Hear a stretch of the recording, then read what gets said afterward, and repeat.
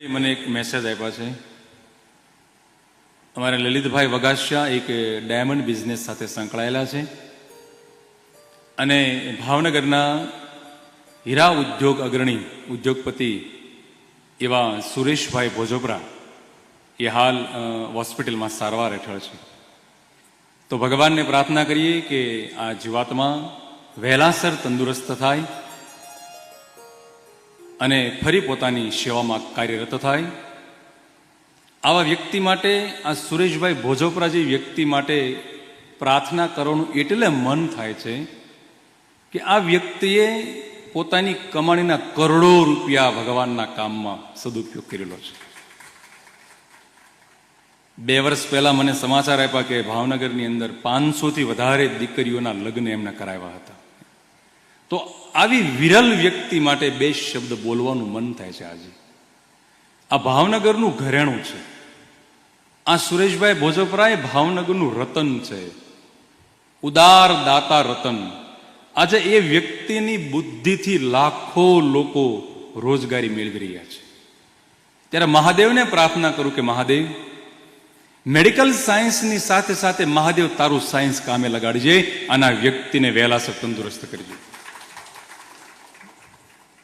જેના માધ્યમથી આજે અનેક પરિવાર જીવન જીવી રહ્યા છે. આના વ્યાસપીઠ હંમેશા સારી વ્યક્તિ માટે કાયમ પ્રાર્થના કરતી રહી છે. અને આજે મહાદેવને પ્રાર્થના કરીએ કે આજના દિવસનું જે કાંઈ કથાનું અમને ફળ મળે ને, એ સુરેશભાઈ ભોજોપરાની તંદુરસ્તી માટે અર્પણ કરી આપે. વિરલ વિભૂતિ છે આ વિસ્તારનું ઘરેણું છે. એના માધ્યમથી અનેક ગૌશાળાઓમાં, અનેક ધર્મ દ્વારની અંદર આ માણસે પોતાની સંપત્તિનો ખૂબ સદુપયોગ કર્યો છે.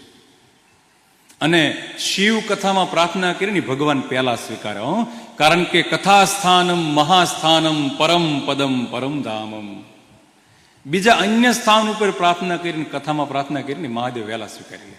તેથી મહાદેવને પુનઃ પ્રાર્થના કરું કે આ સુરેશભાઈ ભોજોપરા મહાદેવ વહેલા તંદુરસ્ત થાય અને ફરી પોતાની આ મહાન જે વ્યવસાયની ક્ષેત્ર સાથે સંકળાયેલા છે એમાં પુનઃ કાર્યરત થાય અને એના માધ્યમથી અનેક લોકો આજે શ્રેષ્ઠ જીવન જીવી રહ્યા છે. ત્યારે ભગવાન પાસે આશીર્વાદ માગીએ અને આ આશીર્વાદ આપણે એમને અર્પણ કરીએ. અહીંયાથી એક રુદ્રાક્ષની માળા પોથીજીના સ્પર્શ કરીને આપણે મોકલાવી છે. લલિતભાઈને વિનંતી કરીએ કે સુરેશભાઈના ગળામાં ધારણ કરાવી દેજો, મહાદેવ એને વહેલા તંદુરસ્ત કરી દેશે, મહાન વિભૂતિને વહેલા પોતાની સેવામાં કાર્યરત રાખશે.